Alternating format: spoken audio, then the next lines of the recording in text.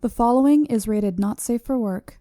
It contains strong language, adult situations, and lots of spoilers. Discretion is advised. In the criminal justice system, cinematic-based offenses are considered especially heinous. The dedicated attorneys who investigate these villainous films are members of an elite squad known as the Reels of Justice. These are their stories.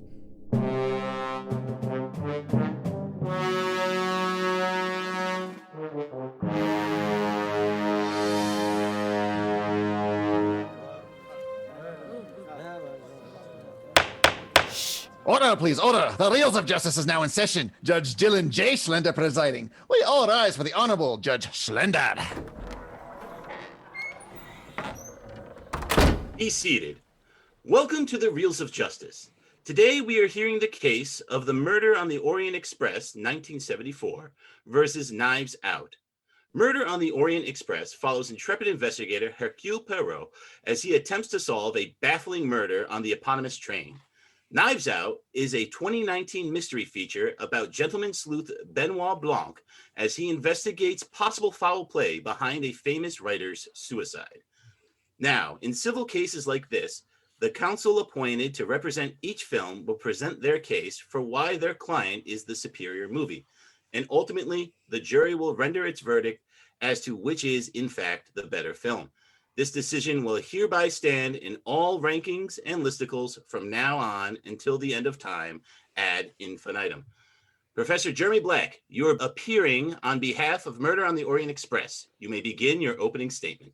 Well, my opening statement is, in a sense, a reprise when we did that very interesting comparison of two James Bond films. First, I think both of the films we are being asked to look at are excellent. I prefer one to another, but that does not mean that I think the other one is terrible. In fact, I think they're both excellent. But I, in practice, prefer the 1974 Murder on the Orient Express, and I hope to explain why when I come to testify. Thank you very much. Mr. Maynard, the last of the gentlemen proctors, please present your opening statement. Good evening, ladies and gentlemen. I am sure you are all curious as to why I've summoned you here to this most hallowed chamber.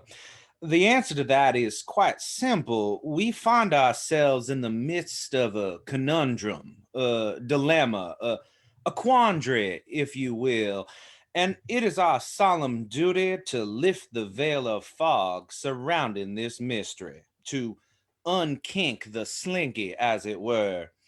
We have before us two films, two excellent examples of the genre of detective fiction, and it is up to us to determine which is the truly superior entry in that aforementioned classification.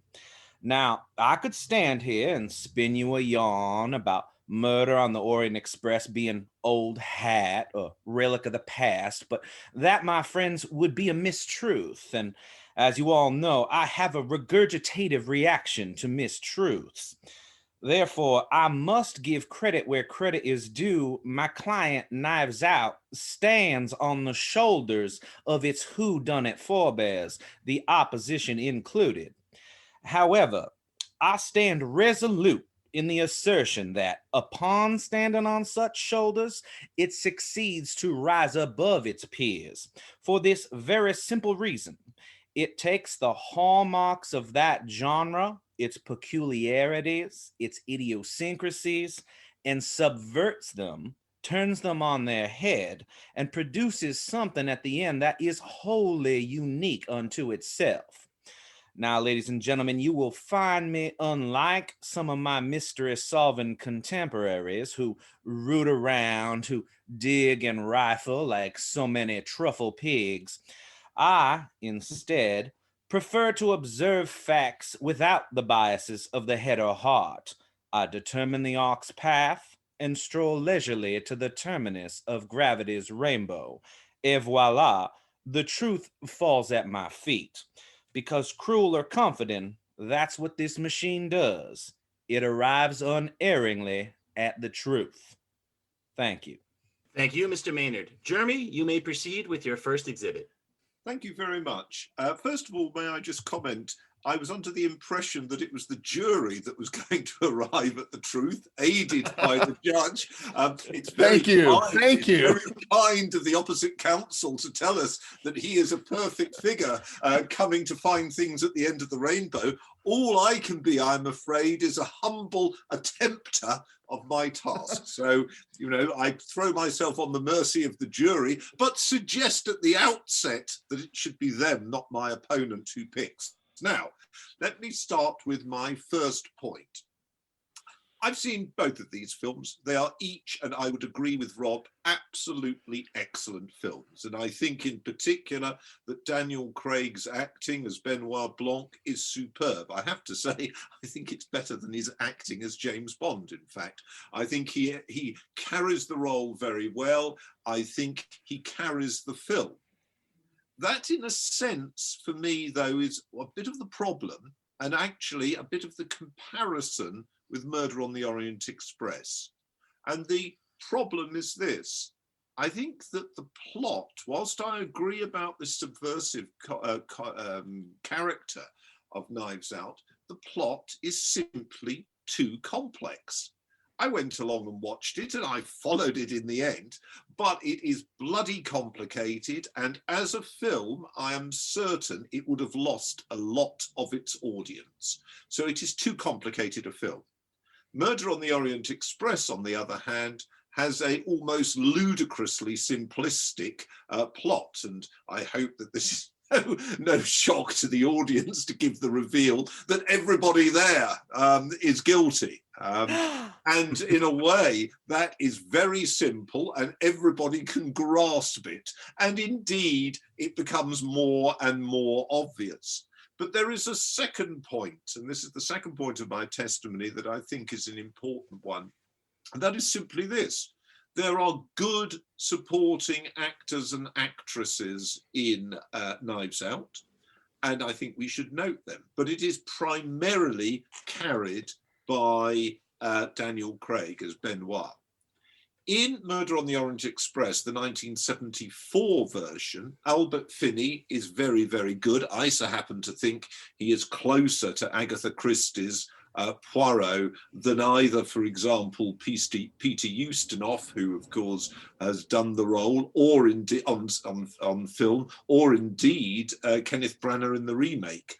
But what I think makes it more interesting as a film is the strength of the supporting actors and actresses, because they are not simply giving lazy cameos. It's not, for example, like Orson Welles playing Louis XVIII in the film of Waterloo, which is just a lazy cameo that brings nothing to the role and nothing to Orson Welles other than whatever he was paid. In fact, what is interesting on Murder on the Orient Express is to see these series of actors and actresses producing some absolutely superb roles. I mean, my own view is that it's Wendy Hillier as the Grand Duchess who is the very best, but I think pretty well all of them are excellent. I don't have too much of a rebuttal to that. Both Could you have speak great... to the complexities of the plot that Jeremy had mentioned for Knives Out? Do you think it's too complex? I don't know about too complex. It is more complex. I do agree with that. I think that's part of the subversion that we were talking about. It's about, there's this layer it introduces at first, and so it has to introduce another layer in order to subvert that by like the definition of subversion. So it is very complex. I was able to follow it though. And I think it all holds together. So I can't disagree with it.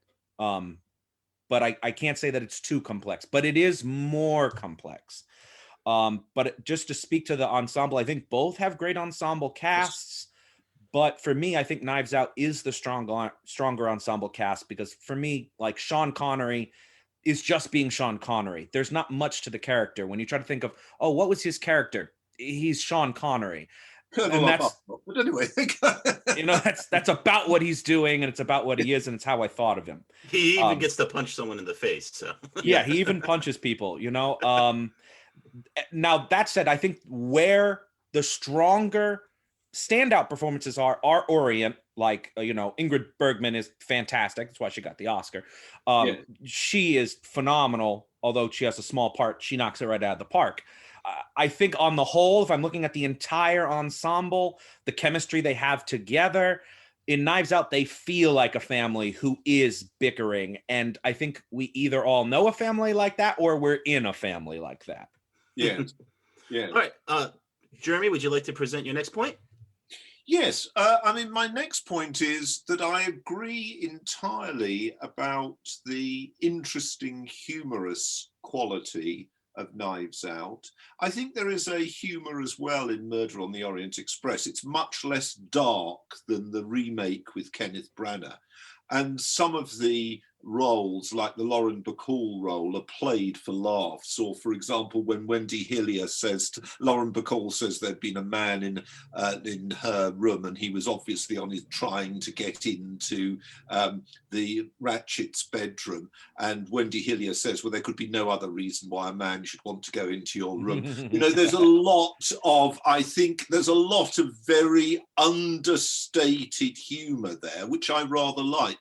But I do like this idea about using film as subversion. I think one of the very best is the American film Clue. In Britain, we would call the game Cluedo. But I think the American film Clue is absolutely brilliant for that. And again, you don't know quite what's going on. I suppose the equivalent, the British equivalent, would be the film of the play Sleuth. So I think we've had a number of really rather excellent, humorous goes at the genre. Now, in a sense, one of the difficulties for the filmmakers of Murder on the Orient Express, and here, in a way, the filmmakers of Knives Out could be freer, which is a good thing.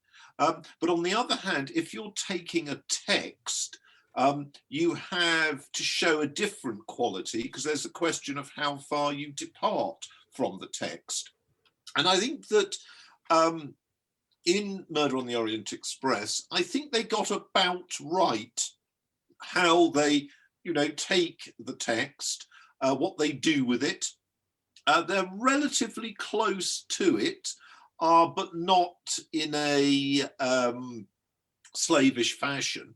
And I would say that that would be my next point of praise for the film, and my next testament point is that it is, and here I don't think we could compare with Knives Out. It's good, but it's a different task. That Murder on the Orient Express, to my mind, does what a film should do, which is when it is taking a text, not throw it away, but use the title. Which is what happens all too often today. So that there's recently been some television versions of Agatha Christie novels produced over the last 6 years, which have been absolutely appalling and really, in a way, quite wrong. I mean, I say this as an author, although I'm not writing great works of imaginative fiction, but in my mind, if somebody, a director, a scriptwriter, or a producer wants to change it completely, they shouldn't call it Shakespeare's Hamlet. They should call it Hamlet based on an idea by William Shakespeare. And in a little worry. Yeah, but in a way, what I liked about Murder on the Orient Express was that it cleaved reasonably well to the plot and cleaved reasonably well to the kind of characterization you would have assumed you would get in an interwar drama. So that, they're not messing around with sexual categorization. They're not playing ethnic or racial tokenism. They're not trying to be politically correct about smoking. All of these sort of things, which are ridiculous aspects of modern filmmaking, are absent in the 1974 version. All right, Mr. Maynard, do you want to rebut any of that? Comment on how well it cleaves to the novel, or? I haven't read the novel from Murder on the Orient Express. I think the film does stick to it well. One change I know is, I think in the novel, there is one passenger who's totally a bystander, who isn't involved in the scheme, and she ends up just taking some sleeping drugs and sleeping through the entire scheme. That would have been a little nice to me to see, is that there's at least one person on this train who's not in on it. would have been cool. Poirot, of course, isn't in on it. Yes, true. Yes. You know, and so, but yeah, I think, you know, in 34, when the novel was originally written, maybe the big reveal of having everyone in on it was kind of a breath of fresh air. But I can't say by the 70s, but whether it was kind of cliche, but, you know, by 2020, it certainly kind of makes me roll my eyes, you know, like I'm reminded of. And I think that's a perfectly reasonable point. And I mean, remember, one of the things we are doing is discussing a film of a certain period. Mm-hmm. And I mean, that's always interesting. I mean, again, I mean, you know, if I might make a point, it came out in 1974. It came out, it had been planned before the 73 Yom Kippur War, or Ramadan War, or whatever you want to call it, war, which had, October War, which of course cut the knees off the Western economy. And it reflects a kind of opulence which in a way made it voyeuristically fascinating to be watched in 74, 75, which were years of high inflation, high unemployment, financial and stock market collapses, etc., etc., etc. So in a sense, there is something that's doubly dated about it, which nevertheless worked in its favor as a product. And that is that it recalls an age of the 1930s, all right? Mm-hmm. And secondly, that it's set in the 1970s, in fact, a period of real difficulty. And of course, it's worth bearing in mind that the very idea of the Orient Express then was not as it is now for rather seedy people to take their overdressed partners on a seedy, have a meal and then get off, you know, after a day or so, which is of course the scenario now that seems to work, so I'm told. The Orient Express was not running in that period. There were trains along part of its route. I mean, I can recall going in 1978 to by train to Budapest.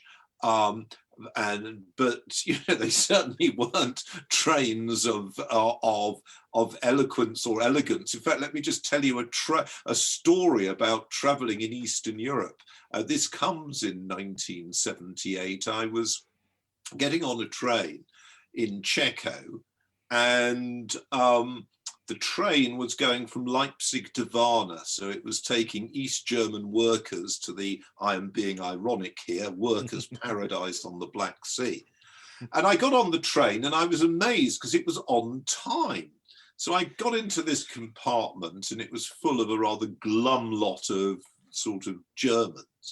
And not really knowing quite what to say, I sort of said, in not particularly brilliant German, but I said, "Isn't it marvelous? The train is on time."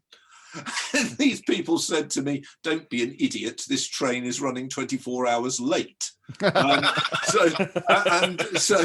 the experience, or let me give you another experience, which was, again, the opulence of the Balkans was slightly absent. I arrived in a hotel in Bratislava.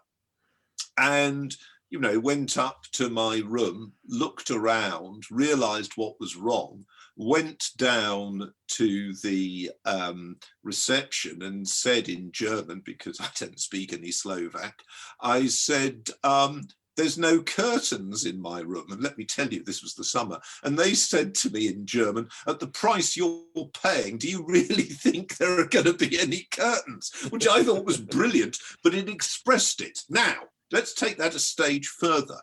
What you are therefore seeing is a deliberate attempt to suggest something that is illusory.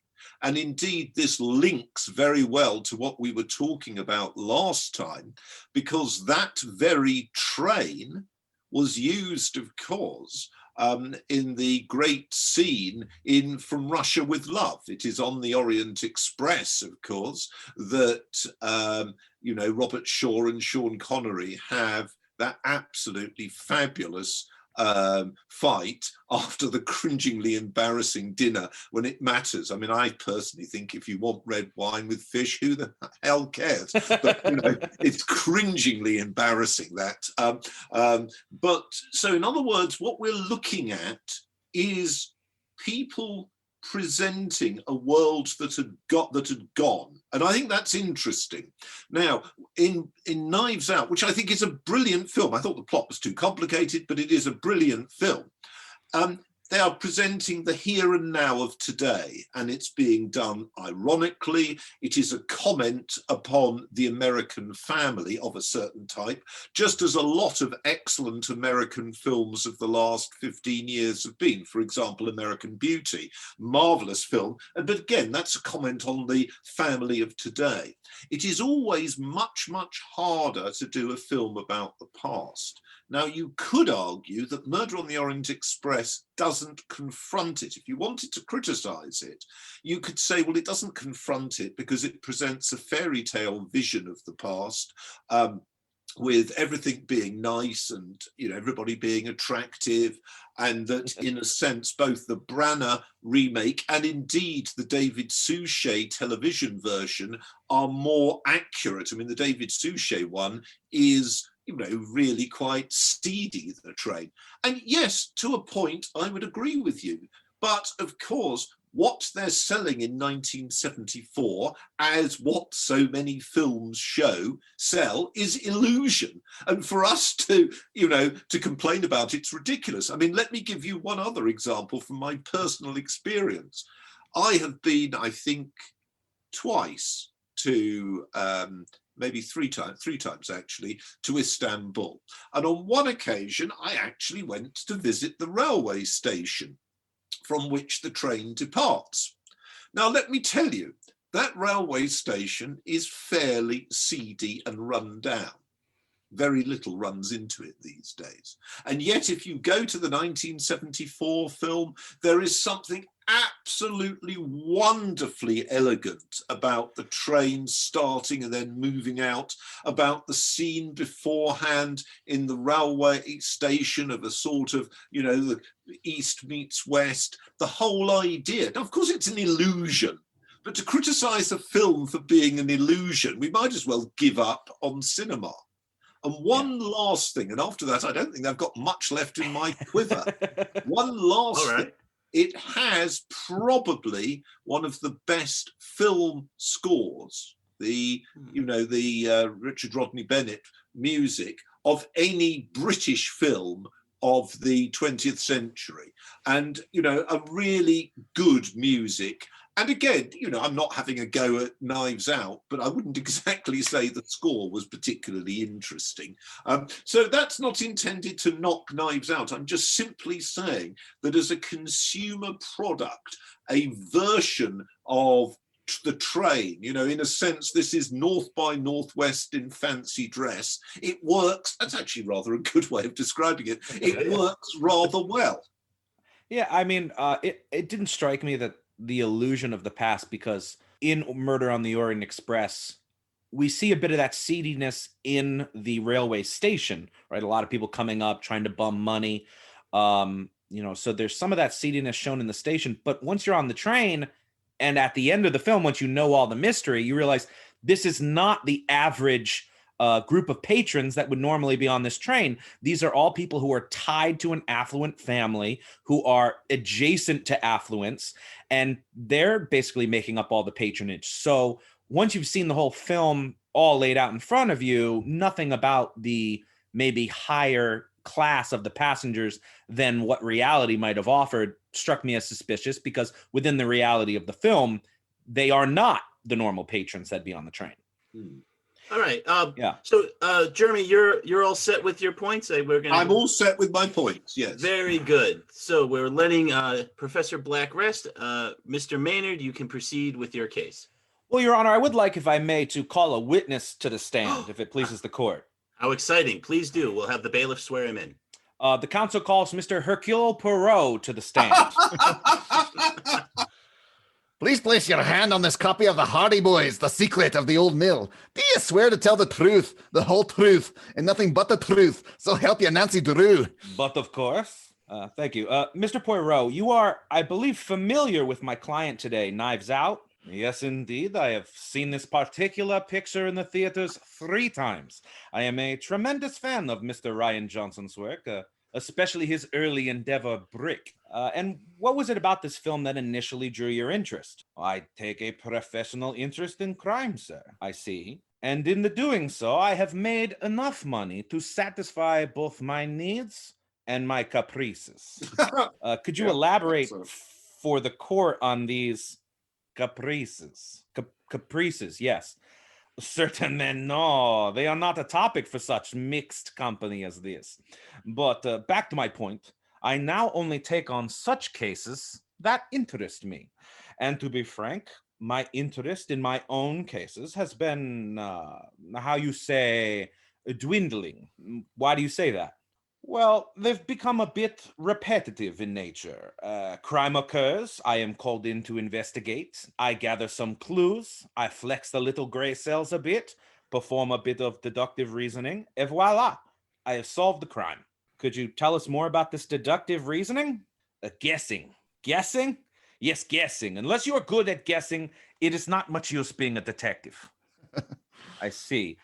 And once I've solved the crime, I gather all the principals together in one room and reveal the culprit. It has all become, I think, as you say, formulaic. So that has reduced your interest in many contemporary mysteries. Of course. But this is where I think Knives Out makes the interesting choice to subvert this formula.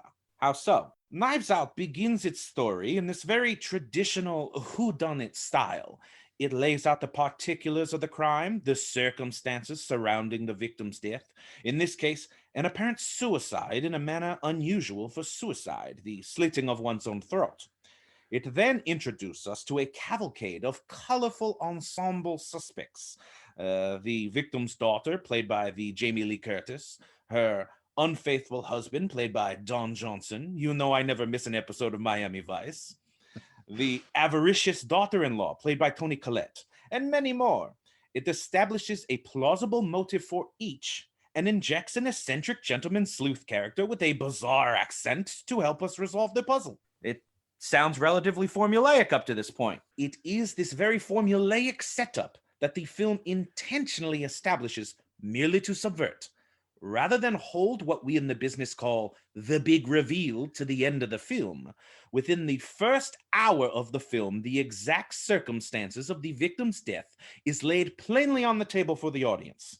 In this case, the victim, Harlan Thrombey, played by Christopher Plummer, did indeed cut his own throat in order to protect his caregiver, Marta, played by the radiant Ana de Armas, from being blamed for administering an accidental overdose of morphine. So unlike a traditional whodunit, we very early on know who done it, and why done it, and how they done it too. Interesting, indeed.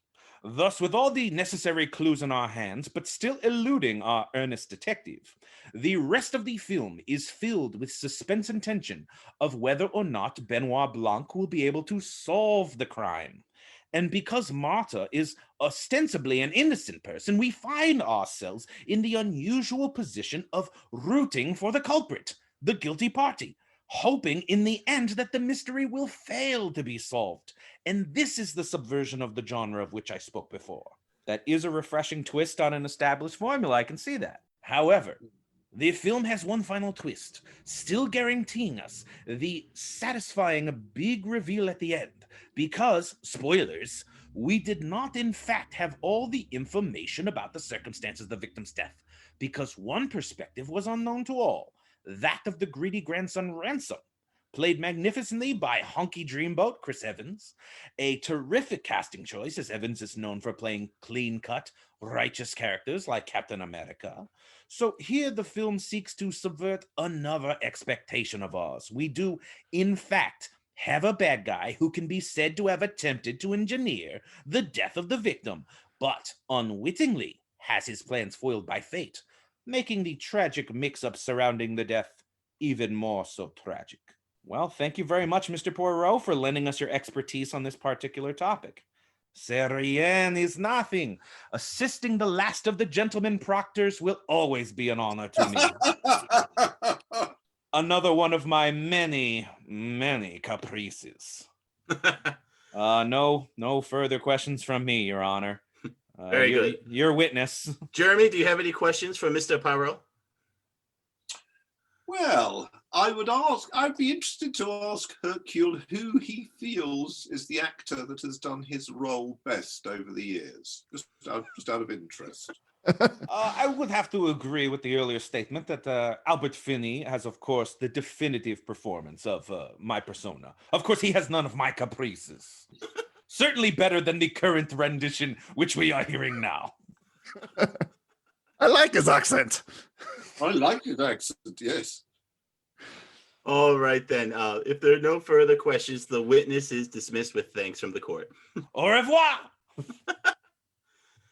All right, Mr. Maynard, do you have anything else you'd like to present to the court today? Nope, that is all I have for now, Your Honor. I'm ready to rest. All right. Both sides have rested their cases. The attorneys will now present their closing arguments. Jeremy, you may begin. I would like to agree with all of the praise Rob has offered for Knives Out. I still feel that the plot is too complex, and I feel that people often use the term subversive when they want to conceal the fact that it's a bit of a mess in plotting terms. It is so complicated, and as you yourself had Hercule bring it out, that is so much of a effort that I think that ranks not as entertainment, but as a level of puzzle that you need to be really bloody concentrating on. I mean, you wouldn't want to have had a drink before that, would you?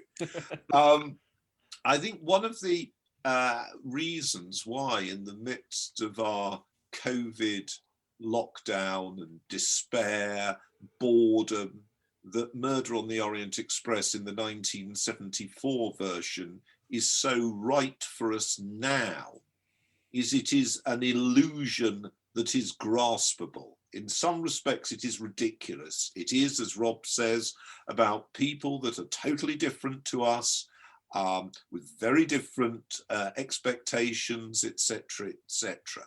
It is a plot which is brilliant, but nevertheless, if you start to think of how difficult that would be to organize, you would realize at once that is not the best way to set about murdering somebody. But it is for us a wonderful illusion. The camera lingers, the train is beautiful, the music is fantastic. Even the food and drink they look as though they're having looks wonderful. The costumes are great. There are these marvelous accents all offered. There is a cosmopolitanism there which is completely lost now for people who cannot travel. So I would say that as illusion nicely packaged, it represents a perfect thing to do on a wet afternoon when there is nowhere to go and nothing to do. So I would say that the 1974 Murder on the Orient Express is a film for our days. Thank you very much, Jeremy. Mr. Maynard, you may now present your closing argument. Ladies and gentlemen of the court, this has been a weird case from the start, a case with a hole in its center, a donut, if you will. So indulge me as I speak candidly here for a moment. Now, certainly what my esteemed colleague has said in defense of his client, Murder on the Orient Express, would at first glance seem to fill that particular donut hole nicely. A donut hole in the donut's hole. However, what we see if we look a little closer is that this donut hole has at its center a hole itself, and is not a donut hole at all, but instead a smaller donut with its own hole. And our donut is not whole at all. So what is our solution? How do we find the smaller donut hole to fit the hole in our donut hole's hole? Well, my friends, dear members of the jury, is the Krispy where Kremes sell ones like that. I'm not saying when I went to Krispy Kremes, if I went into a Krispy Kremes and asked for a donut like that, they would be saying to me I was on the wrong planet, I think. precisely. Now, this is where, members of the jury, you enter the story, because you see your presence here today has not been purely ornamental. You have been respectful, quiet, passive observers of the truth. I quote the client of my esteemed colleague here when I say that trial by 3 good men in true is a sound system. True, he says in the film. We only have 3, sir. We cannot afford 12. So I mean, what you might say is he says 12 good men and true, despite the fact many of them are women. But anyway, we'll go on with that's that. true. And I say good men and true, despite the fact that not all our men are good or true. But I leave it in the women. I leave it in your very capable hands, gentlemen, to determine what the truth is in this affair and render unto us a fair and impartial verdict. Thank you. Thank you both. Members of the jury, Mr. Big Ben Haslar, Mr. Dylan Schlender, and Mr. Ryan with an I, Luis Rodriguez. You have all heard the facts concerning this case. It is now up to you to determine which film is superior. The bailiff will escort you to the deliberation room to render your verdict. I thought Knives Out was supposed to be a whodunit film. I didn't know it was a Hugh Donut film. Boo. All right. I like these head-to-head cases because it's fun hearing about like 2 good films in this courtroom for a change. And I do think that both of these films are really enjoyable. I do think one is better than the other, mostly because it ages well. But Dylan, what did you think? You know, I love the case. Great points brought up by Jeremy and Rob. Very, very strong cases. I like Jeremy being a historian, bringing that perspective in there, about like the high inflation of the 70s, looking back to the opulence of the interwar period. That stuff resonates with me, and the movie is just very well done. And then everything Rob brought up about standing on the shoulders of giants, and in stark comparison to like the Kenneth Branagh remake, which is just a remake, Knives Out dares to flip the script and try something new with the formula, and it works, it lands, it's very, it absolutely does. Very engaging, So, like you said, 2 fantastic movies and 2 very well argued cases. How are you feeling, Ryan? So Knives Out, I think, might be my least favorite Rian Johnson movie, which is that's not a criticism. It's just it's a high bar. You have like a high school film noir with Brick. You have a grifter movie with the Brothers Bloom. Then you have Looper, which is a time travel movie, but with ultimate twists. And then you have Last Jedi, which is a subversion of the Star Wars mythos. I love Looper. Looper's fantastic. They're all fantastic. But like when I saw Knives Out in the theater, I thought, well, that's great, but I don't understand what the big hubbub is about. Like the biggest like thing twist on the twist, sort of like you weren't looking for the whodunit, and then it turns out we do have that reveal. Well, I do like that it's a why-done-it instead of a whodunit, but what really held me back was Ana de Armas's character, who I thought was kind of frustratingly passive. But watching it again for this, I think that the movie doesn't work without her. And I think she is probably the linchpin of the entire thing, and that she is so intensely empathetic that you want her to come out of this okay. Not like I hope she survives, but I want people to take care of her, and I don't want her to have to deal with this fucking family anymore. Yeah, you were kind of hoping, like, even if she doesn't get the money, just get out of the situation at this point. Yeah, I just want her to be happy. That's really all I want for that character. And, with like Daniel Craig, like I didn't really get why he was doing such an absurdly theatrical accent until seeing Murder on the Orient Express. And it's like, oh, he's doing Albert Finney. Yes. Okay, I get this. But the only way it could be more absurd if he was doing like a Swedish chef accent, like bark, bark, bark, birdie, birdie, birdie, well, the thing I liked about Benoit Blanc is he felt like a very lived-in character. Like he stepped into this movie, not that the movie was really made around him. So I do hope we get to see him in other movies. You Yeah, know what I mean, there's a sequel coming up, so yeah, and I would. But I can expectations. understand why he's the only character that's coming back, because he exists in like his own little pocket universe. Yes, Plug I him like in, how he's whatever. teasing her the whole time, like the game's afoot, and she has blood on her foot. Yeah. And then yeah. And then as far as like Orient Express is concerned, like I appreciate that it's especially for like almost the mid 70s, it feels like a throwback even then. Like Sidney Lumet, the year before this did Serpico, the year after this did Dog Day Afternoon, and then the year after that did Network. So he was impossible to peg. Like this is such an old-fashioned like ensemble, bring together some stars that you haven't seen in a long time, some stars that are kind of cooling, like, you know, like Anthony Perkins, long time after Psycho, but he's certainly not an old man by any stretch of the imagination. But then you have Lauren Bacall and you have Ingrid Bergman, and it's not like antiseptic or kind of like stuffy, but it is very much a piece of kind of like Hollywood history, but done during the new Hollywood period. Let's lock in some verdicts here. Ryan, what are you thinking? I appreciate Murder on the Orient Express. I enjoyed it far more than I probably thought I would, but in a straight movie-to-movie comparison, I'm going Knives Out. All right. I just like the grandeur of Murder on the Orient Express too much. I think Knives Out, though, is just it's hard to pick. I mean, I want more modern movies to be like Knives Out. Like no more superhero movies. Let's do Knives Out a dozen times. Okay, we could do that. But I am gonna go with Murder on the Orient Express. I just love Hercule Poirot too much. I love the majesty of that movie. Pound of hair gel. Yeah, it's too hard to pick. But I'm definitely gonna go with Murder on the Orient Express by a whisper. So Ben, it comes to you.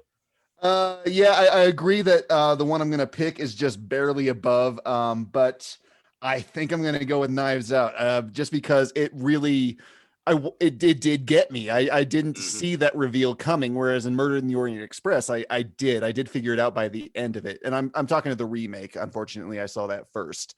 So then seeing the first one, it's like, okay, well, I do know what the reveal is. But still, like it felt like everybody had that motive in Knives Out. And in Murder on the Orient Express, I can't even now draw a line from everyone to the victim, you know, and like some of them were rather forced in, but I do think the performances were great. I think on a whole, that one as an ensemble cast probably is better, but the plot in Knives Out drove me, especially getting that great reveal at the end that I don't think many people saw coming. All right, that sounds good, Ben. Let's go tell that very handsome judge. Mr. Foreman, have you reached a verdict? We have, Your Honor. In the case of Murder of the Orient Express, 1974, versus Knives Out, we find in favor of Knives Out. Very well. Congratulations. The verdict is so rendered. Knives Out is recognized as the superior film.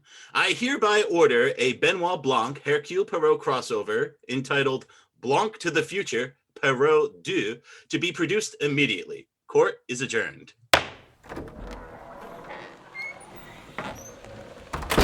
This is Amanda Hugginkiss of the Gabagool Gazette reporting to you live from outside the Reels of Justice. Jeremy, would you care to share your thoughts on the jury's verdict? I thought the jury had a good point of view.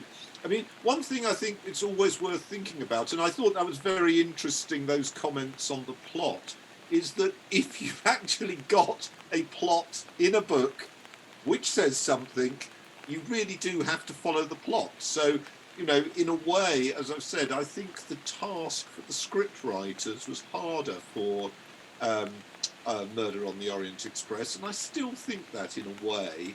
Thank you. And here comes Mr. Maynard. Excuse me, can we get a word on how you feel about today's verdict? Yes, Amanda, I feel good about today's verdict. I think this could have gone either way.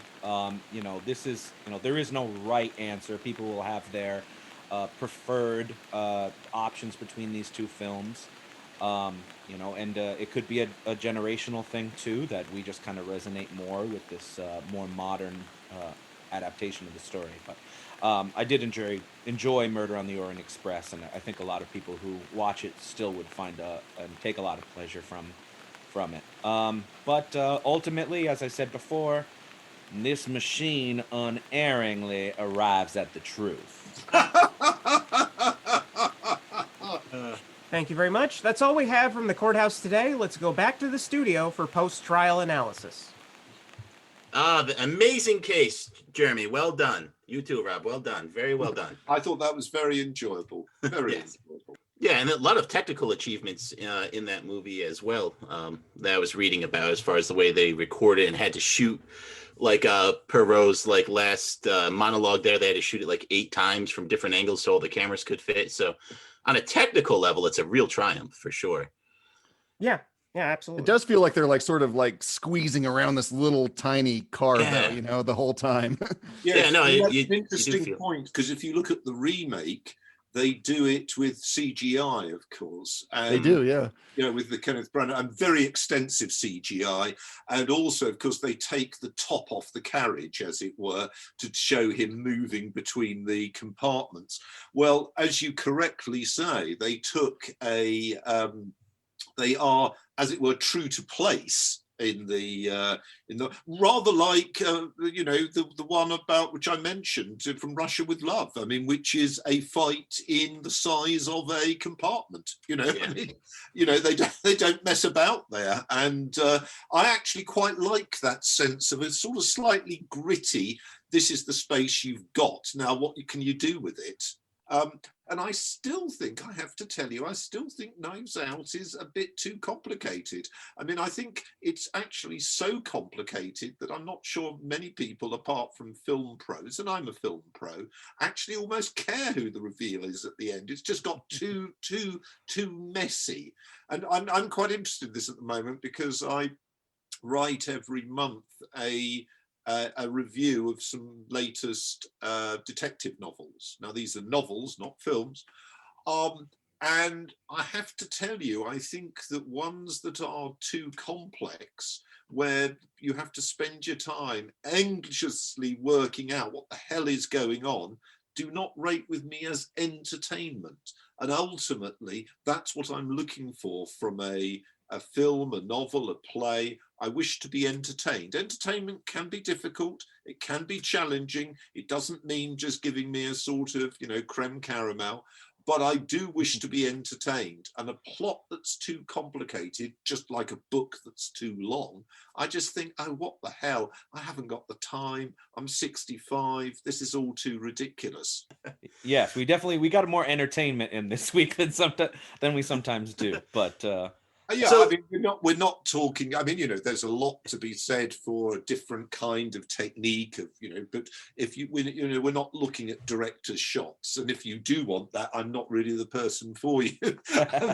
I mean, if you want to do another one, I mean, we could think of, you know, I mean, obviously, I tend to be better at arguing for the older ones simply because. You know, I can obviously contextualize them more easily. We could do a war film if you like. Why would we do a war film?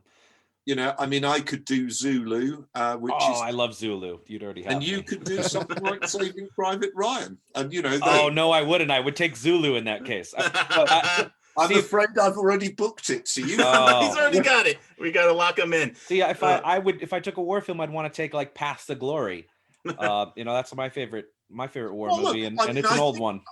I think that's fine. I mean, I think 2 war films might be very interesting, and we could, you know, they're both good films. I mean, the point is not to be slogging off the other's film, but to be bringing out what's particularly good about them. And in a way, then what the vote is at the end is much less important. Yeah, no, exactly. I do find it interesting. This is your 2nd episode, and once again, it's a Sean Connery versus Daniel Craig. That wasn't and I would agree with you. I don't think Sean Connery acts marvelously as Colonel Arbuthnot, but of course he's not made. I mean, it's a cameo role, whereas Daniel Craig I think is brilliant, absolutely brilliant in Knives Out. In fact, that I think was the strongest aspect of it for me, and I think that was in a way where the satire was, because I thought I thought that was hilariously funny, his depiction. I mean, let's put it like this. I think Connery has serious limitations as an actor, and I think one of his major limitations as an actor is I don't think he really had a sense of, he could crack a joke, but I don't think he has a real sense of humour. And that's why, for example, I prefer North by Northwest. Love that movie. To so many, because there is such a strong sense of humour in there, as well as the brilliant shots and the anxiety about what's going on. Absolutely. Now, Jeremy, since last time you were here, you've published a dozen more books. do you have anything coming down the pipe here that you'd like to let everyone know about? Oh, sorry. Yes. Okay. I'd be very happy to. I've recently brought out with Chicago a book called World War II in 100 Maps, which looks at how the war was mapped at the time. And I think, it's about the war and about maps. And I also brought out with Indiana a history of tank warfare. Oh, awesome. I listened to 2 interviews you did on both of those. The map one sounds brilliant. That's one I'm definitely going to be picking up for sure. I love old maps. That sounds really interesting to me. Yeah, I like the tank one. I like some tanks. Tanks would definitely be a cool read for me, because tanks are cool. They blow stuff up. They're fun. Now, Jeremy, as we always do, we ask for a recommendation of a film that you think people should check out. You've given some great ones already, but what is a film you think everyone should check out? Oh, that's a really interesting one. I rather liked that French. I think it was a French actors in it. The one about. I mean, you'll know the one I'm a bit tired about at the moment. The one about the silent movies in the 1920s. It came out. The Artist? Oh, yeah. The Came Artist. out about 2 years ago. Is that what it is, Ryan? Would it be The Artist? No, Artist came out in 2011. So. All right, yeah. Well, that for me is about 2 years. Is it Singing in the Rain? No. I thought that was really interesting. I thought it was well made. As far as puzzles are concerned, again, my memory is not good at the moment. I particularly liked the one that's set on the yacht off the coast of California in the 30s. With Hearst and... The Cat's Meow.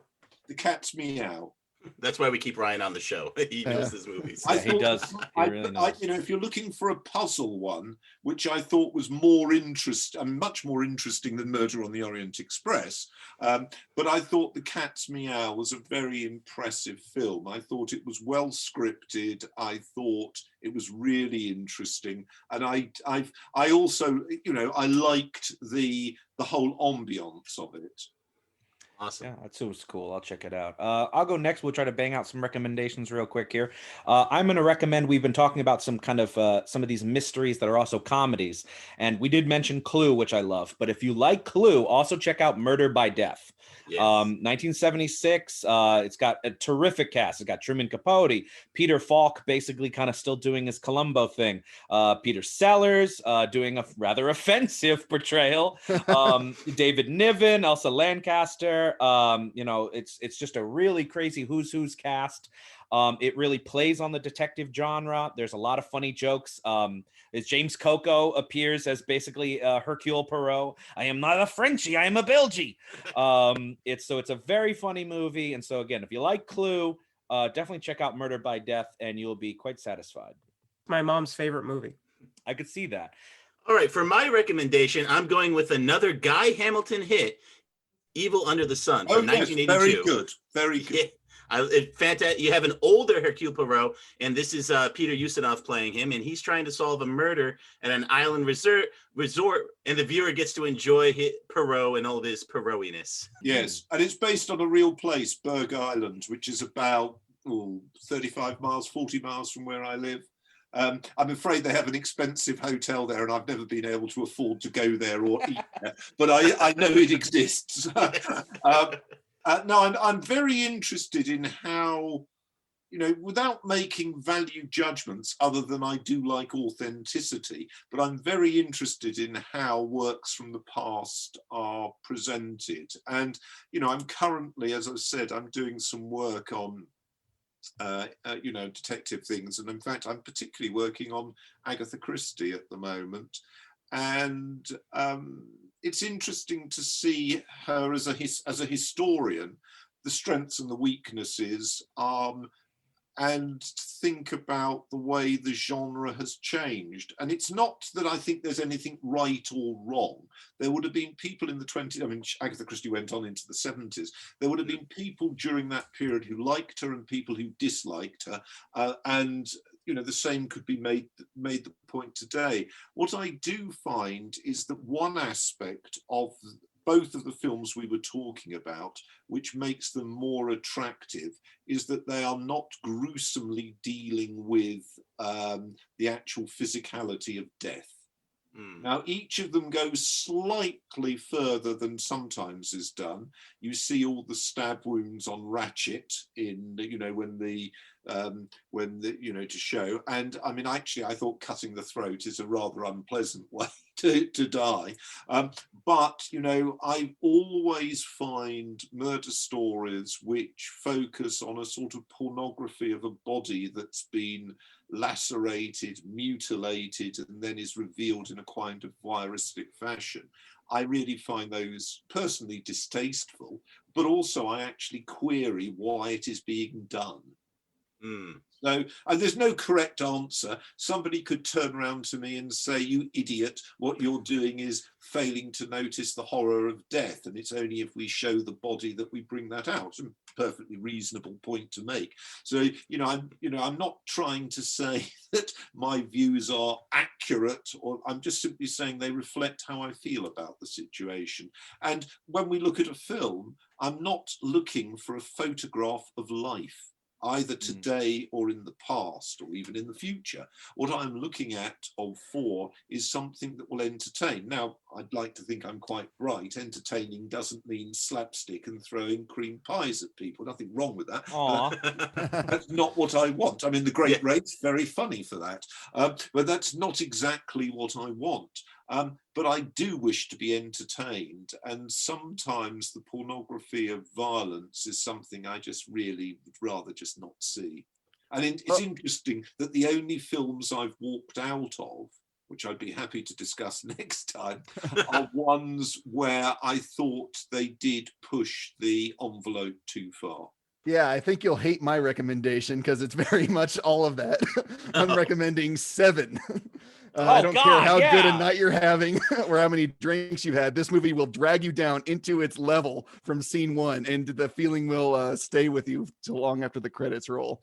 7 is definitely one that really does it really does revel in violence. It gets a hold of you, man.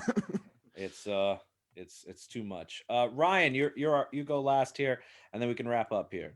My recommendation is another Rian Johnson film. It is somehow one of the most controversial films of the last 2 decades, and it's called The Last Jedi. It is a messy, marvelous feast of a film that dares to communicate its most powerful thesis statement through the words of its villain, and manages to take a franchise relaunch that plumbed the shallow depths of nostalgia into a parable about the pitfalls of being too precious about the past.